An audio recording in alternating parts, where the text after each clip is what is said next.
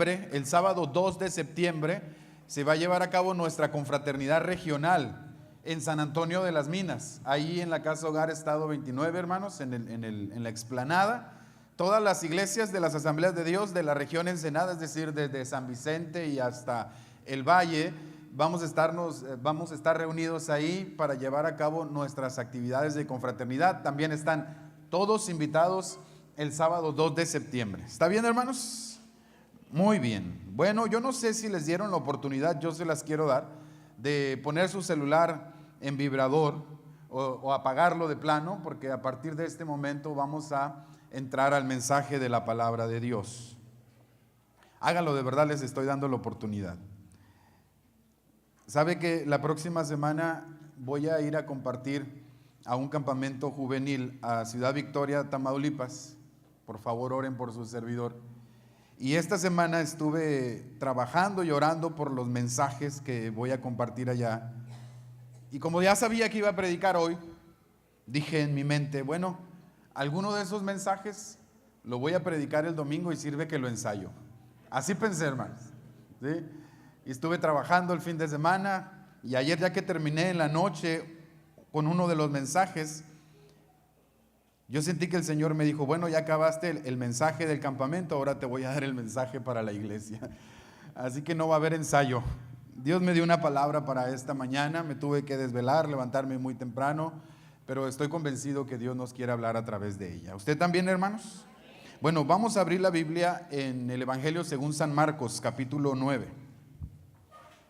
Marcos, capítulo 9.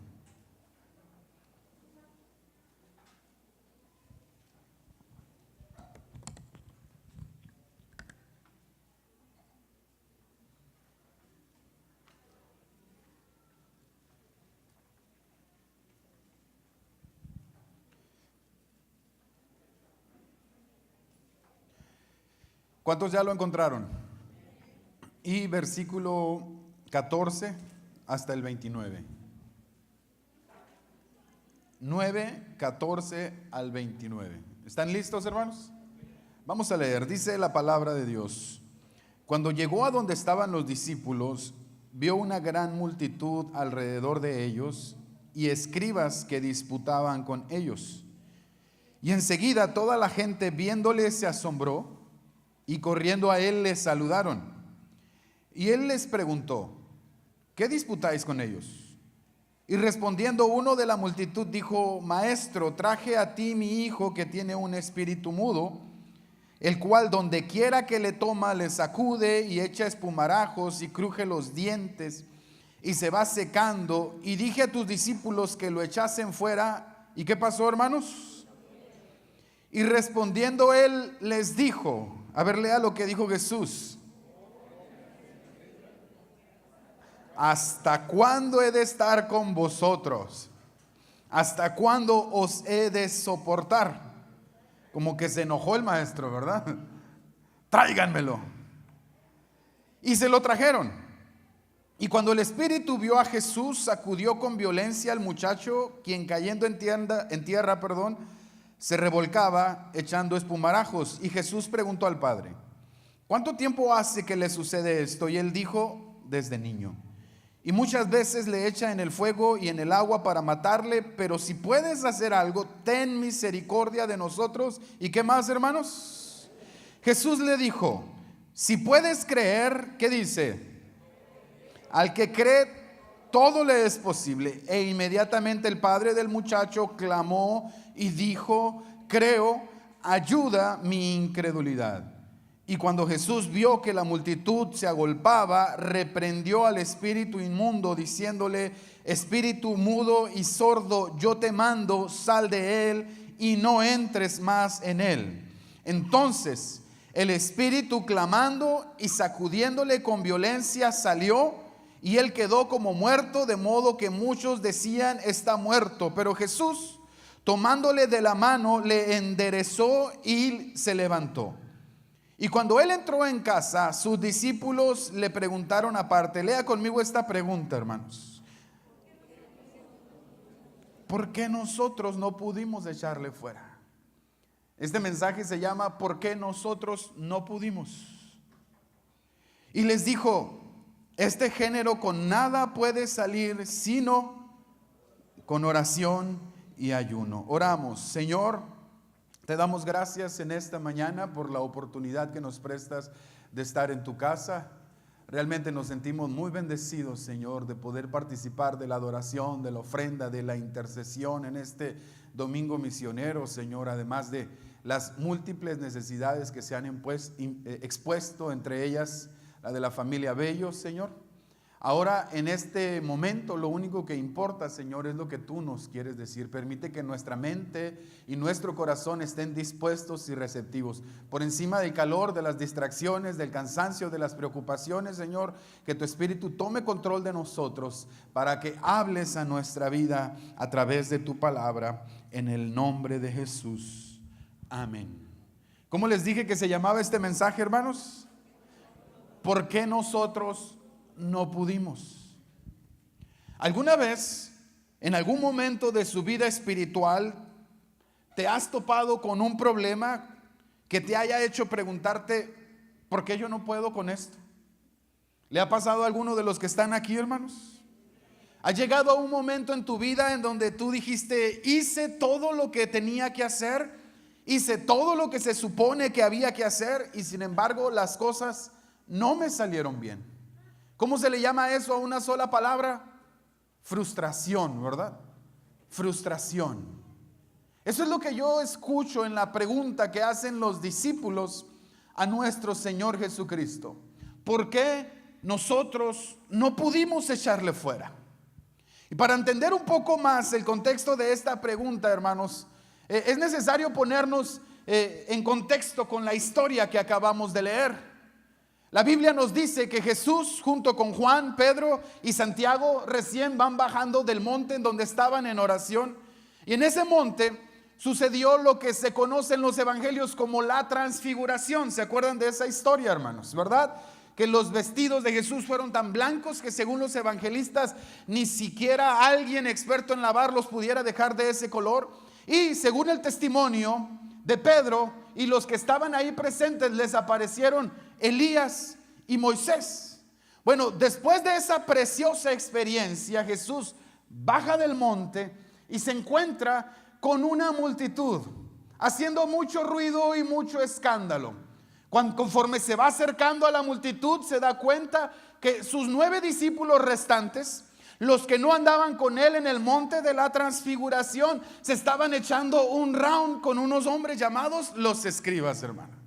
A mí siempre me han llamado mucho la atención las multitudes que se juntan. Siempre cuando hay algo que llama nuestra atención, alguien que se quiere pelear, un accidente, un mitin o un mitote, siempre las multitudes son bien curiosas, ¿verdad, hermano? Cuando yo leía este pasaje, me imaginaba, por ejemplo, cuando en las primarias alguien se quería pelear. De repente estaban los 2 niños que se iban a pelear y alrededor de ellos se hacía el círculo. Y el círculo de los que empezaban a cucar a los niños, ¿verdad? Te dijo esto, el que escupa primero, rápido. En lugar de querer impedir el pleito o lo que fuera, las multitudes lo que quieren es ver algo. Y así tenemos a una multitud rodeando a los discípulos que están en una batalla teológica con nada más y nada menos que con los escribas, hermano. Ahora, cuando Jesús se acerca ante la multitud, Él hace una sola pregunta: ¿qué disputas son estas que tienen? O en otras palabras, ¿qué tanto alegan? ¿Qué alegadera es la que traen? ¿Qué averiguata, decía un hermano de Chihuahua, es la que se armó aquí? ¿Verdad?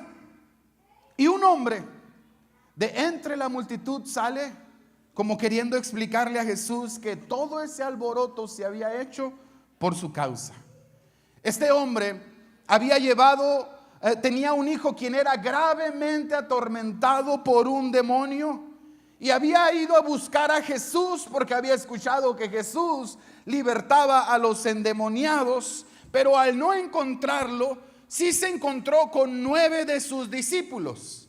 Y en la mente de este hombre, de este padre de familia, la lógica, el sentido común le indicaba: bueno, no está el maestro, pero los discípulos tienen que tener la capacidad de hacer lo mismo que el maestro. ¿Me siguen hasta ahí, hermanos?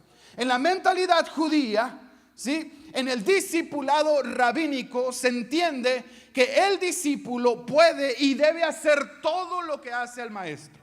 Por ejemplo, ¿se acuerdan cuando Pedro está caminando sobre el agua? Pedro está caminando sobre el agua porque en primer lugar él vio caminando sobre el agua a quién, hermanos. ¿Sí? El discipulado judío deja por sentado que el discípulo puede hacer todo lo que ve hacer al maestro. Entonces la gente entiende esto. Y la gente entiende que aunque no esté Jesús presente, por lo menos hay 9 de sus discípulos y alguno de estos podría hacer el milagro que ellos habían o que él había venido a buscar. Pero no fue así. No pudieron echarlo fuera. El demonio se les resistió. El niño siguió siendo atormentado. Los escribas se acercaron, no sé por qué razón, hasta que llegó Jesús a poner orden en el asunto. Lo primero que me gustaría enfatizar es la reacción que los discípulos tuvieron después del intento fallido de exorcismo, hermanos. Cuando ellos no pudieron echar fuera el demonio de este muchacho, ¿sabe qué fue lo que se pusieron a hacer? Se pusieron a discutir. Se pusieron a alegar. Una reacción muy común a la frustración, ¿verdad, hermanos? Una manera muy típica de querer desahogar la frustración es: yo no voy a ver quién me la hizo, sino quién me la pague. Y se pusieron a alegar. Pero se pusieron a alegar con unos hombres a quienes llamaban los escribas, a los que Mateo nos dice, o perdón, Marcos nos dice que eran los escribas. Y aquí yo quiero explicar quiénes eran los escribas. En los tiempos de Jesús, los escribas eran expertos intérpretes de la ley, de la Torá y de la ley escrita, de la ley oral y de la ley escrita. Y por su entrenamiento y sus conocimientos especializados, formaban parte de una aristocracia intelectual y tenían una considerable autoridad para con los judíos, hermano. Los escribas eran parte del Sanedrín, el más alto tribunal del judaísmo. Tenían sus oficinas en las sinagogas y en las dependencias judiciales locales. Los escribas preservaban, interpretaban la ley y la aplicaban a la vida cotidiana, ayudaban a los tribunales en los casos judiciales y enseñaban la Torá y la ley oral a los estudiantes. En otras palabras, los escribas eran sabios que podían ser sacerdotes o pertenecer a los influyentes grupos como los saduceos o los fariseos. Y el distintivo de los escribas, hermano, era que para enmarcar su condición social, ellos vestían como si fueran parte de la nobleza, con amplias túnicas adornadas, con borlas y flequillos en las mangas. La gente les respetaba, les llamaban rabí y se tenían que poner en pie cuando ellos pasaban por las calles. Nadie, ¿verdad? O sea, se pusieron a alegar los discípulos de Jesús con casi nadie, con gente que sabía, pues. Por el contexto, es razonable asumir que los escribas se estaban burlando. Estaban criticando a los discípulos de Jesús por su inhabilidad para liberar al muchacho. Tiene sentido, ¿verdad? Ellos están tratando de desacreditar al maestro, la enseñanza de ese rabí que aparentemente no tiene una educación formal. Y la manera de desacreditarlo es desacreditarlo a través de sus discípulos, a través de sus alumnos. Están queriéndolo hacer quedar mal. Pero uno no puede menos que preguntarse: ¿por qué estos mismos escribas, en lugar de avergonzar a los discípulos frente a la multitud, tampoco hicieron nada por el muchacho como prueba de su ortodoxia? Imagínense un momentito esta escena, hermanos. ¿Sí? Las multitudes están viendo el debate teológico entre dos escuelas, los discípulos de Cristo y los escribas. De repente todos ellos se olvidaron cuál era la razón por la que estaban ahí. ¿Y sabe cuál era la razón? Que había un padre de familia que tenía una necesidad, y esa necesidad es que tenía un hijo que estaba siendo gravemente atormentado por el demonio. Qué fácil se olvidaron, ¿verdad?, de cuál era su misión. Qué fácil se olvidaron de cuál era el propósito principal para el que estaban ahí. ¿Sabe? Dicen que Para los judíos exorcistas, porque los judíos también practicaban los exorcismos, también expulsaban demonios, este demonio en particular representaba un caso especialmente difícil. ¿Sabe por qué? Porque según las enseñanzas de ello, para poder sacar un demonio era necesario saber cuál era su nombre. Y este demonio hacía que el muchacho estuviera, ¿qué, hermanos? Y sordo. Entonces no le iban a sacar el nombre ni a pedradas, ¿verdad, hermano? Ni haciéndole manita de coche. No le iban a sacar el nombre en toda la tarde. Entonces su teología les había llevado a una limitante. No podemos ayudarlo porque no sabemos cómo se llama el demonio, y al no saber cómo se llama el demonio no lo podemos expulsar. Así que ellos también concordaron en que lo mejor que podían hacer era ponerse a ligar con los discípulos de Cristo. En muchas maneras, este pasaje, esta historia, todo este cúmulo de reacciones representa la condición del cristianismo de nuestros tiempos, hermano. En este pasaje vemos al mundo representado por el muchacho atormentado, vemos a la iglesia representada por los discípulos. Y le digo que en muchos sentidos esto nos representa, porque hoy en día dentro del cristianismo tenemos una grandísima cantidad de creyentes, expertos en temas teológicos, amantes de las discusiones, expertos en ponerle los puntos a las íes, amados hermanos, pero incapaces de ver y proveer para las necesidades de la gente común y corriente. ¿Cuántos me siguen hasta aquí, hermanos? En estos tiempos, por ejemplo, tenemos una gran cantidad de gente que conoce al dedillo toda la doctrina neumatológica, es decir, la doctrina del Espíritu Santo, pero desconocen al Espíritu Santo en persona. Tenemos una gran cantidad de creyentes que saben al dedillo todo lo que tiene que ver con demonología, saben de estructuras, saben de cómo operan las tinieblas, pero sin autoridad para echarlos fuera de las personas. Tenemos gente llenos de conocimiento teórico, pero sin nada de experiencia práctica ni amor por las personas. Expertos en teología, en soteriología, en escatología, enamorados de las doctrinas, pero indiferentes al prójimo. ¿Conoce a alguien así, hermano? ¿Ha visto a alguien así? Y quiero hacer una salvedad antes de avanzar. Yo soy maestro y alumno de teología. Me encanta, es algo en lo que invierto mucho tiempo estudiando, me gusta aprender, entiendo la necesidad de conocer las doctrinas, entiendo la necesidad, amados hermanos, de cuidarnos en estos tiempos tan peligrosos en donde hay tantas falsas enseñanzas. Sin embargo, entiendo también que nuestro conocimiento teológico no puede ser a costo de nuestra vida espiritual. Entonces hay gente que se sumerge en los libros, que se sumerge en las doctrinas, que se sumerge en las investigaciones, pero no se sumergen de la misma manera en el Espíritu Santo, en su comunión con Dios. Y cuando se les presenta una necesidad real, cuando se les presenta un caso particular como el de este joven endemoniado, ¿sabe qué? Su teología, toda su enseñanza no les puede sacar adelante. Qué interesante, ¿verdad, hermanos?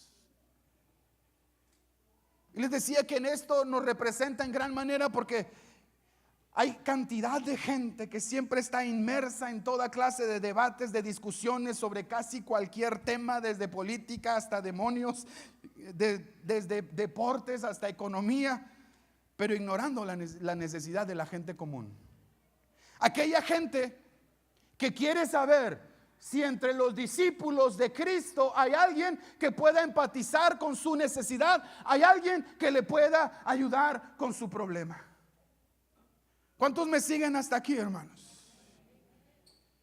Tengamos cuidado.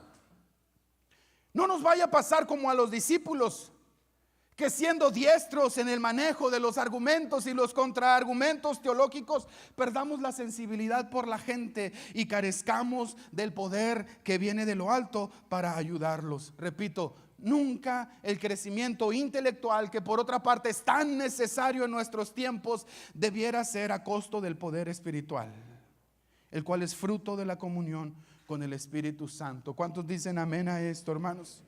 Y les digo que esto es representativo del cristianismo de nuestros tiempos, porque hoy en día abundan los cristianos que son buenos para discutir, pero malos para servir. Alguien diga, ouch.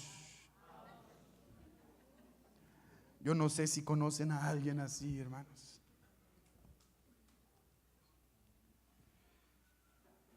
Yo entiendo que capacitarnos para presentar defensa de nuestra fe es un mandato bíblico. Es una ordenanza en las Escrituras.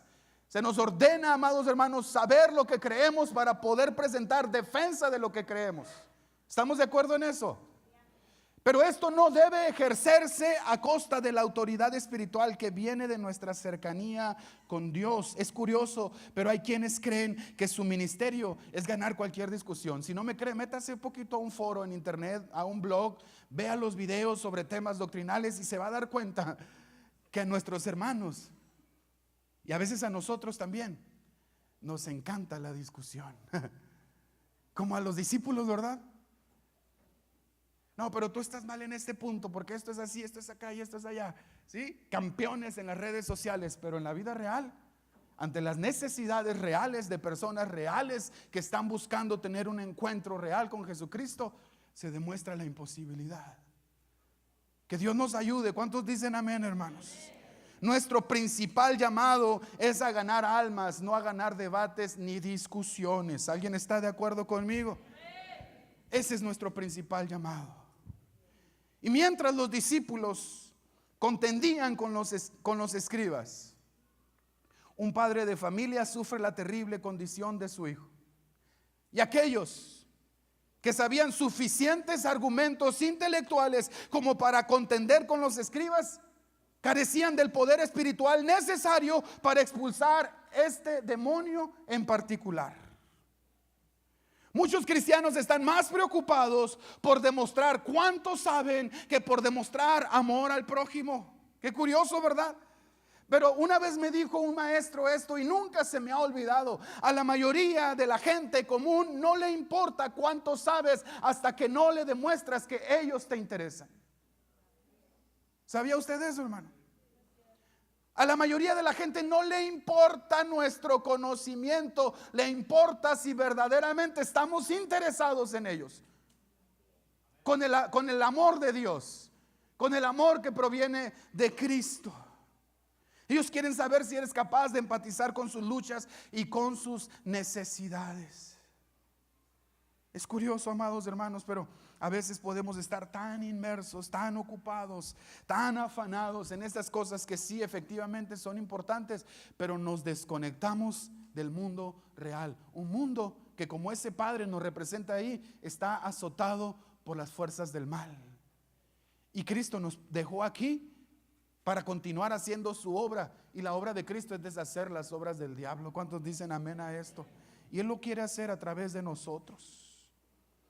¿Sabe? Aquí a esta iglesia nos han mandado personas con problemas espirituales de demonios, porque ellos no practican los exorcismos. Así nos lo han hecho saber, ¿sí? O sea, ahí enseñan doctrina, ahí enseñan ortodoxia, ahí enseñan teología, pero ellos no practican esas cosas. Y dice, allá los locos de Bethesda les pueden ayudar. Ha llegado gente así, casi con cartas de recomendación, casi como que libérenmelo por favor, ¿verdad? Qué curioso, ¿verdad, hermano? La última vez que yo leí el Evangelio, yo me di cuenta que el poder de reprender al demonio es para todo el que cree en Jesucristo. ¿Alguien aquí cree en Jesucristo? Yo no sé por qué de repente hemos catalogado que algunos son especialistas y otros no. Lo cierto es que a veces preferimos vivir en una comodidad en la cual no tengamos que confrontar las fuerzas de las tinieblas. Fíjese, cuando Jesús se mete a la discusión, versículo 19.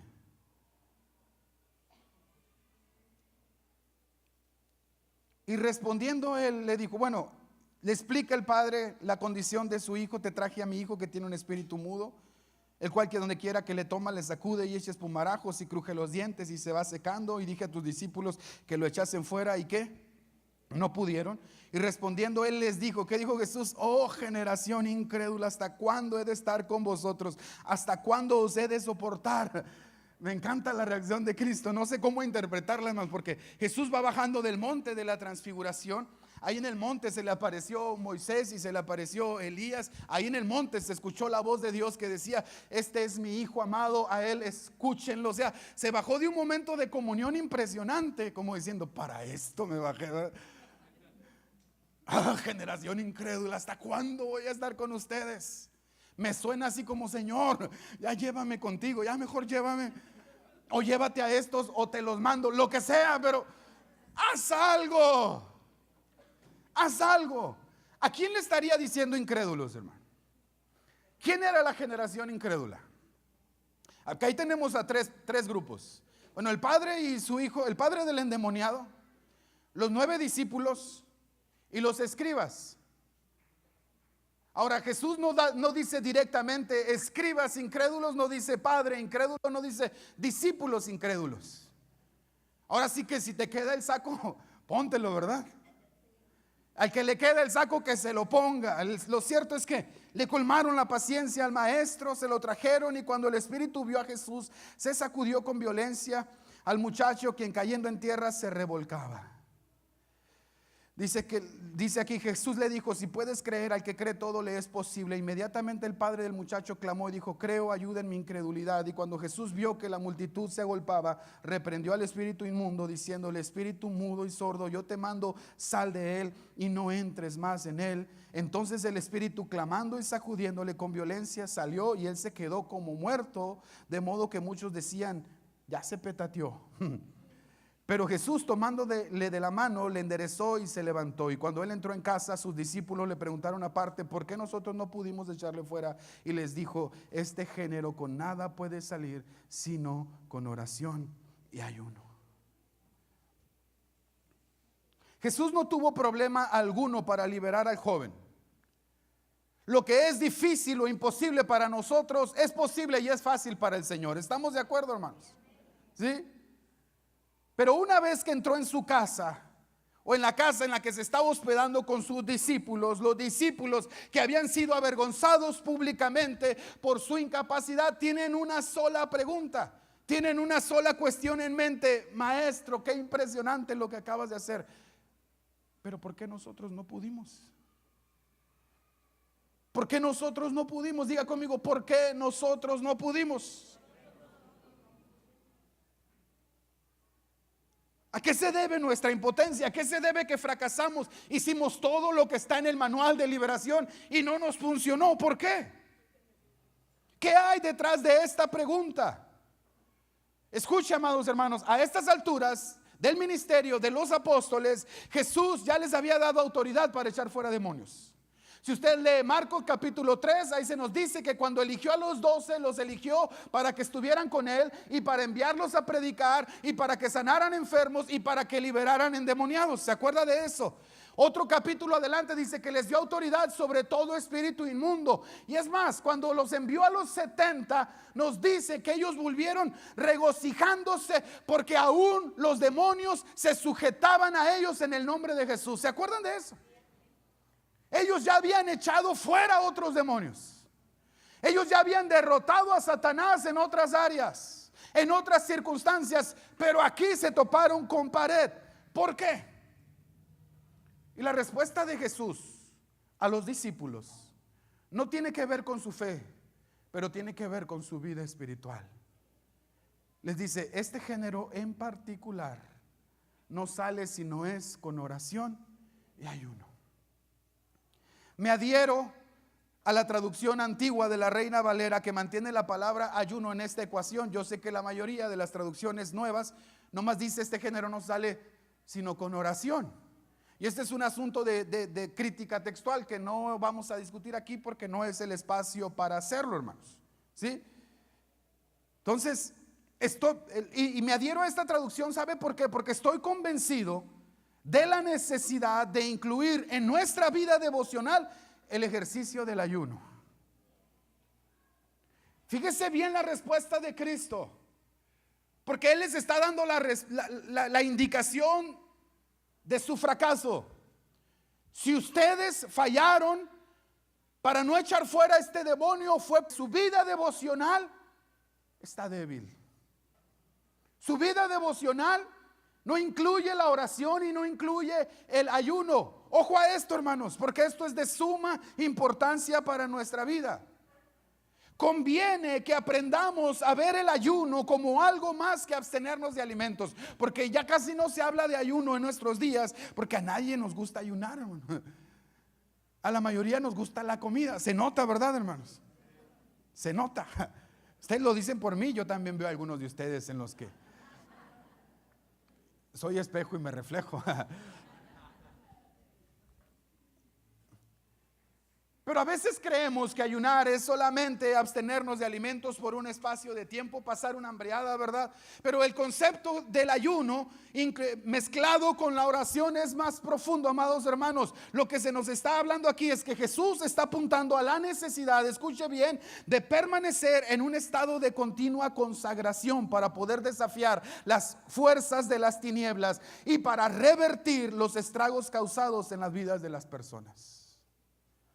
En otras palabras, mis discípulos, aquellos que claman mi nombre, aquellos que siguen mis enseñanzas, tienen que ser hábiles y estar ejercitados para la piedad a través de los ejercicios espirituales. Amados hermanos, muchos problemas con los que te vas a topar, muchas luchas con las que te vas a enfrentar, muchos demonios que se van a levantar en tu contra, no vas a poder derrotarlos hasta que no te pongas serio en tu relación y en tu comunión con Dios.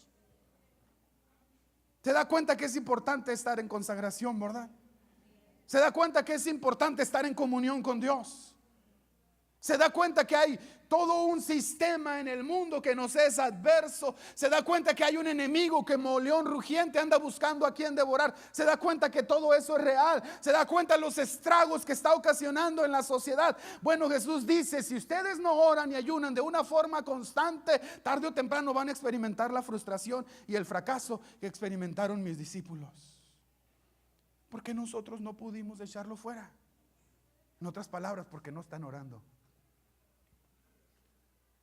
porque no están buscando mi rostro, porque yo no puedo derrotar esto, porque no puedo con esta tentación, porque no puedo con esta lucha, porque no puedo con este enemigo. Este género en particular hay que enfrentarlo bien tomado de la mano de Dios. ¿Cuántos dicen amén? En otras palabras, les está diciendo, aunque han podido vencer frente a otra clase de demonios con el nivel actual de su vida espiritual, no les alcanza para enfrentar esta clase de mal. Con lo que tienes ahorita en el fondo de tu vida espiritual, no te alcanza para el siguiente nivel. No te alcanza para derrotar lo que estás enfrentando. Tienes que dar el extra, amados hermanos. ¿Cuántos saben que tenemos que recuperar la cultura de búsqueda de Dios a través de la oración y del ayuno? Les decía, el ayuno es más que abstenernos de alimentos. A estas alturas, amados hermanos, para muchos de nosotros, me voy a incluir, todavía ha de ser más difícil ayunar de redes sociales que ni de alimentos. ¿Sí? El ayuno tiene que ver con renunciar a cosas y a tiempos y espacios, para consagrar esos tiempos y espacios para estudiar a Dios, para conectarnos con Dios, para buscar a Dios, para llenarnos a Dios, para llenarnos del poder del Espíritu Santo que viene en la intimidad. Eso es el espíritu detrás del ayuno. No nomás renunciar a esos ayunos que a veces son más bien dietas, ¿verdad? Estoy ayunando, nomás no puedo comer tacos, pero todo lo demás sí. Esos ayunos me gustan. Tiene que ver, amados hermanos, con apartarnos, con separarnos, con presentarnos delante de Dios de una forma significativa, en una base diaria, disciplinada y constante, para que aprendamos a vivir en victoria. ¿Cuántos dicen amén, hermanos?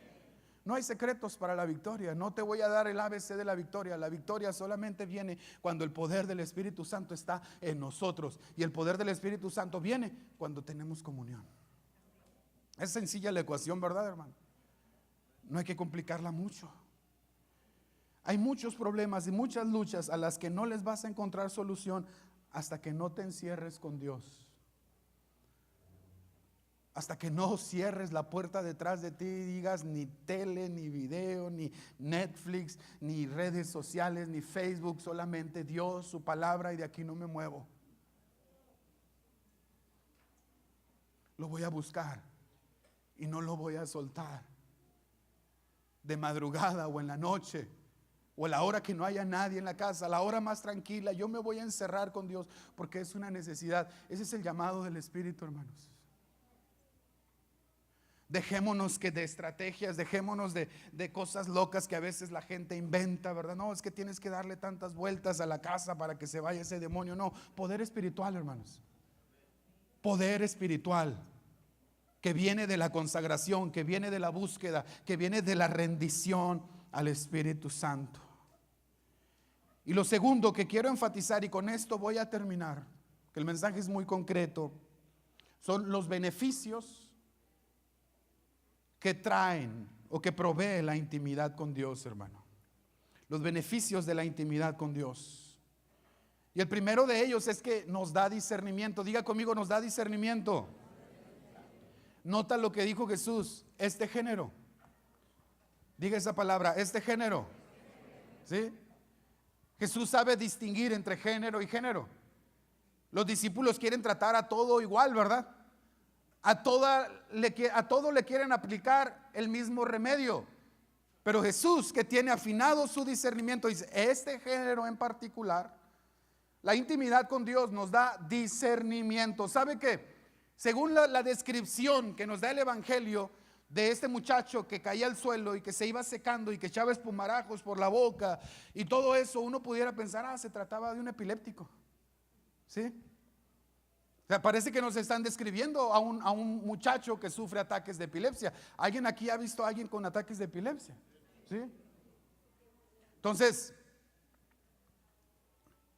en nuestros tiempos, todavía hay gente que a todo le echa la culpa a un demonio. ¿Sí?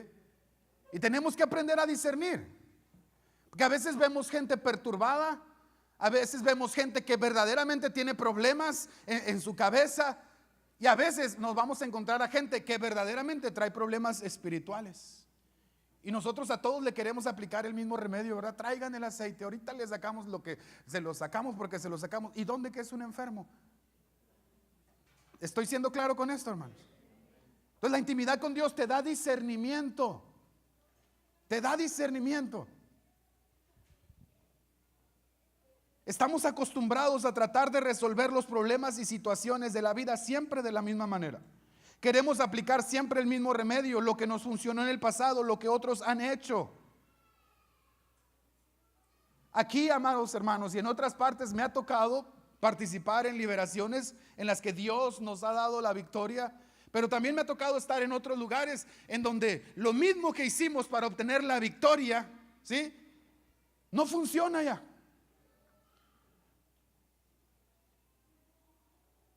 Entonces necesitamos discernimiento, hermanos, ¿sí o no? Claro que sí. Necesitamos discernimiento para no confundirnos nosotros y también para no confundir a la gente. Número 2, el segundo beneficio de la intimidad con Dios es que nos libera de la autoconfianza.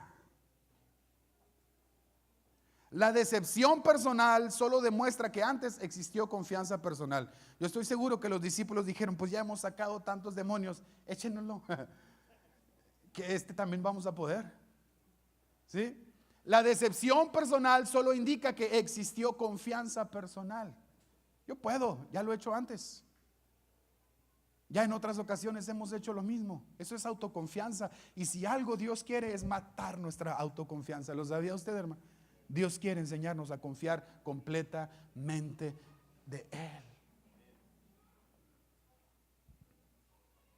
Y algo que produce la oración y el ayuno, ¿sabe qué es, hermano? Confianza en Dios. Confianza en Dios. Dependencia de Él, de su poder. ¿Sabe por qué oramos y por qué ayunamos? No porque seamos fuertes, sino porque somos débiles. La oración y el ayuno son expresiones de dependencia en Él. Y entre más dependencia tengamos de Dios, tanto más Dios se va a glorificar a través de nuestras vidas. El que ayuna y ora le está diciendo a Dios: yo no puedo, pero tú sí puedes. Yo soy débil, pero tú eres fuerte. Yo soy incapaz, Señor, pero tú todo lo puedes. Para eso es que necesitamos conectarnos con Dios. Alguien dele fuerte el aplauso al Señor.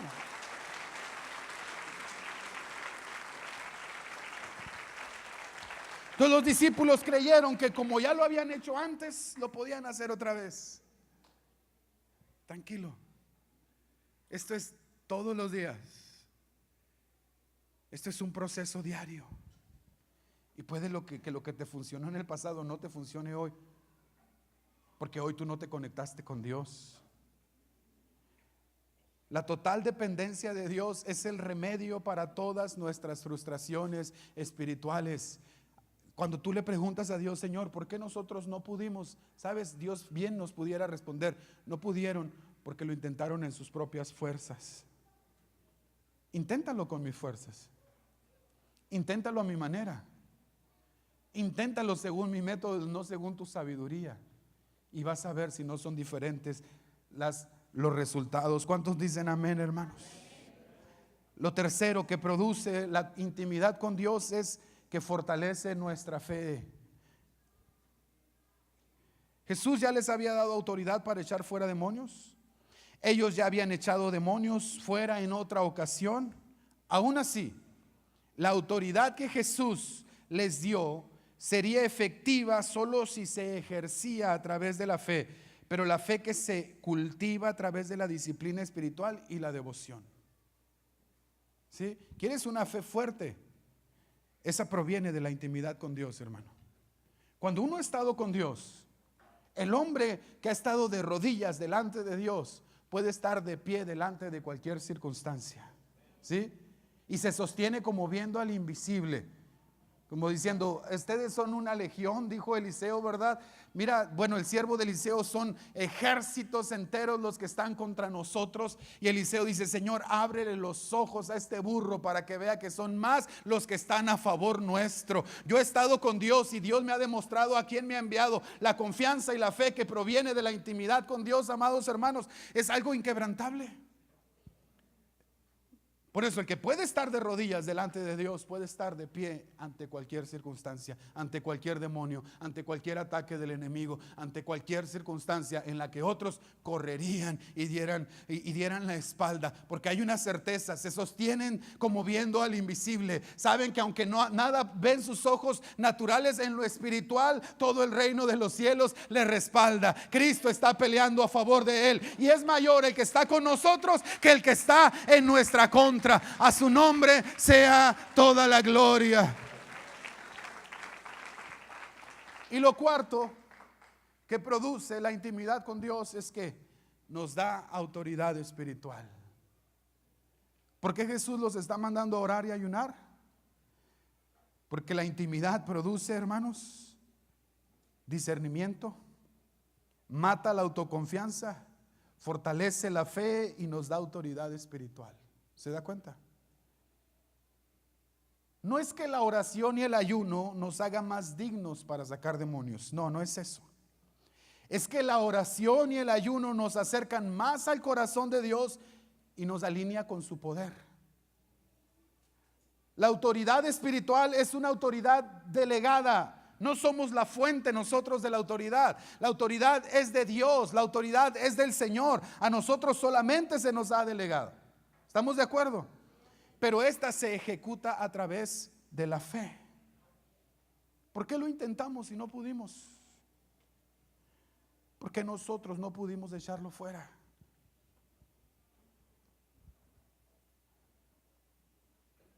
Usa la autoridad que viene del cielo. ¿Sabe? Yo me he dado cuenta en mi vida y en la vida de muchos que me ha tocado conocer, que muchos desconocen la autoridad espiritual principalmente porque desconocen las disciplinas espirituales.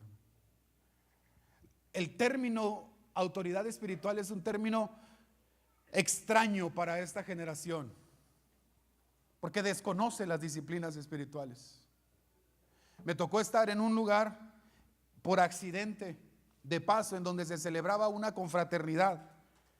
Yo estaba en otro lugar, no estaba en esa confraternidad, sabía que ahí estaba celebrándose, estaba lleno de cristianos, de pastores, y llegó hasta mis oídos que un muchacho se había endemoniado y la confraternidad se estaban cantando con mucho júbilo y dejaron de cantar. Toda la atención se centró en el muchacho endemoniado que se quería suicidar, que traía un desastre, hermanos, un desastre. Amenazaba, hacía y deshacía. Y por pura curiosidad me fui a asomar, hermanos, por pura curiosidad. Quise ver cómo estaba el asunto. Me ganó, ya sé, soy como el de las multitudes, pues. Me ganó el chisme y yo miraba al muchacho haciendo y deshaciendo, amados hermanos, y los hermanitos de lejos, parecía que lo estaban saludando, así, como que le estaban aventando rayos de poder, así de Señor, ya cálmalo o algo, ¿verdad?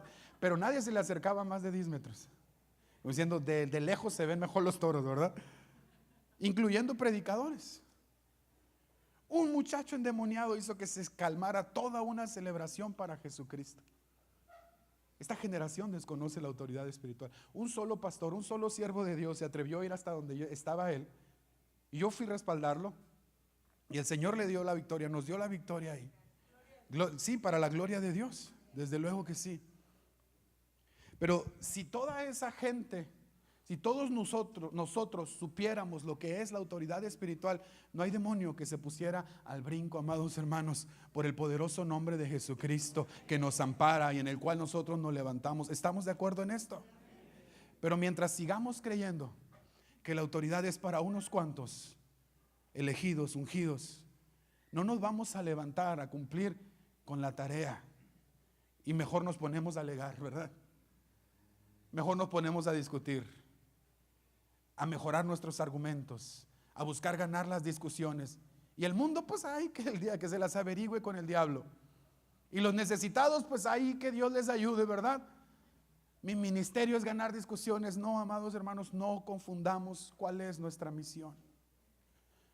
Yo no sé si ustedes se han dado cuenta. ¿Cuántos de aquí son de Ensenada? A ver, levanten sus manos. Yo no sé si es mi imaginación, hermanos, o está pasando que de repente se multiplicaron la gente en condición de calle.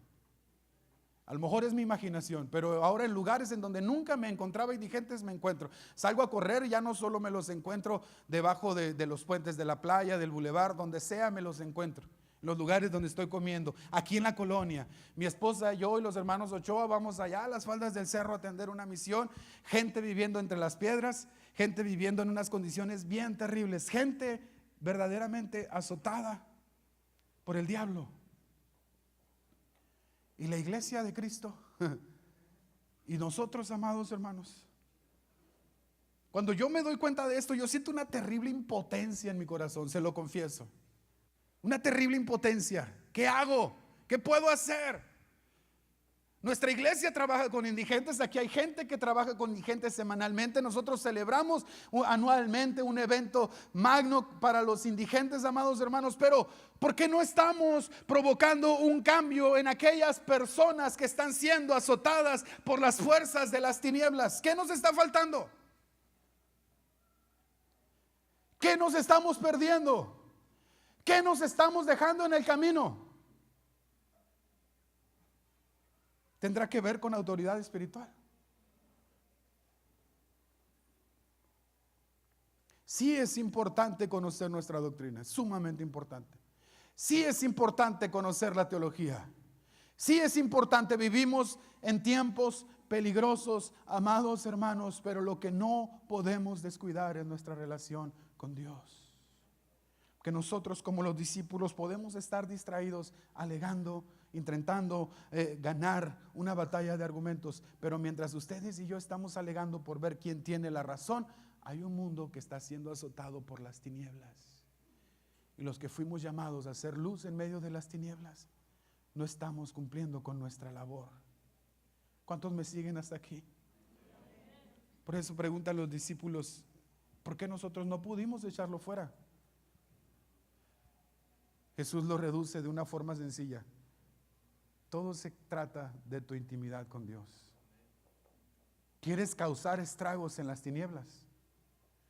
¿Quieres causar estragos verdaderamente contra los ejércitos del enemigo?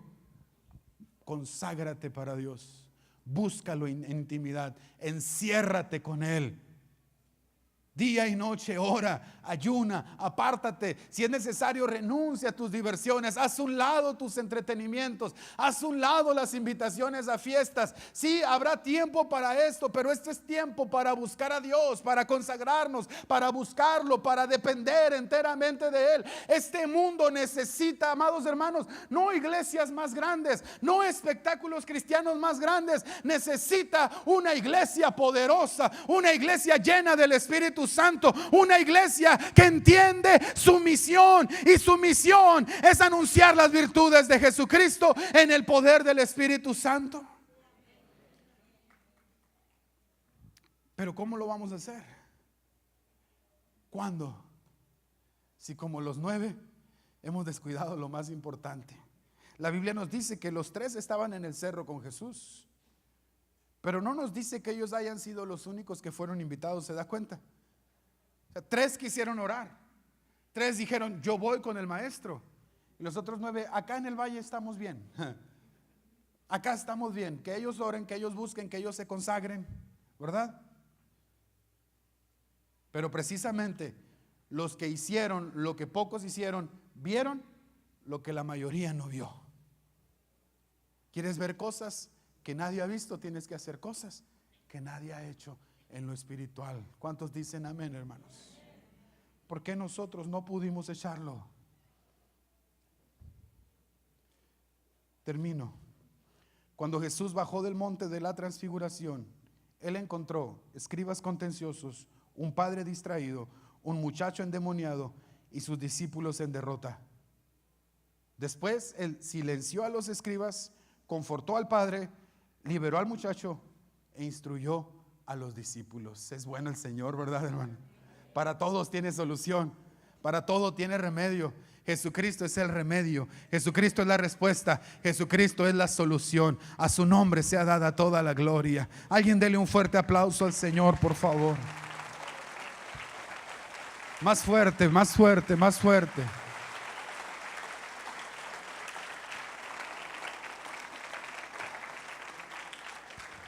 Gloria a tu nombre, Señor. Cierra un momentito sus ojos. Oh, maravilloso Dios. ¿Por qué nosotros no pudimos echarlo fuera? Porque yo no he podido vencer esto.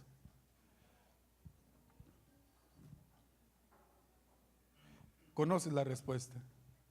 Este género, esta lucha, esta prueba, esta adversidad, necesitas enfrentarla no en tus fuerzas, sino en las fuerzas del Señor. La fuerza que viene de apartarte, de consagrarte, de buscarlo. Ya déjate de distracciones, ya déjate de jueguitos. El tiempo de jugar ya pasó. Ya pasó. Las tinieblas son muy densas, hermano. La lucha es real. Las almas se están perdiendo. Nuestras familias están en el centro de todos los ataques de las tinieblas. Nosotros entretenidos en discusiones, nosotros entretenidos en pleitos, en debates, distraídos, malinterpretando lo que es nuestra comisión. ¿Quieres cumplir verdaderamente tu tarea, la tarea para la cual fuiste creado? Las buenas obras que fueron apartadas para ti, que fueron predestinadas para ti. Necesitamos volver a Dios. Necesitamos buscar a Dios con todo nuestro corazón, como nunca lo hemos buscado, en la madrugada, en ayuno, en oración, búsqueda de renuncia, cercanía con Dios, porque es a través de esa cercanía que tú vas a obtener esa confianza en Dios, que va a matar la confianza en ti mismo. Si estás frustrado a este momento, si estás decepcionado de ti mismo en este momento, es porque lo has intentado por ti mismo. Inténtalo de la mano de Dios y vas a ver cómo los resultados van a ser diferentes. Inténtalo a la manera de Dios. Oh, maravilloso Señor. Póngase de pie, por favor, amados hermanos.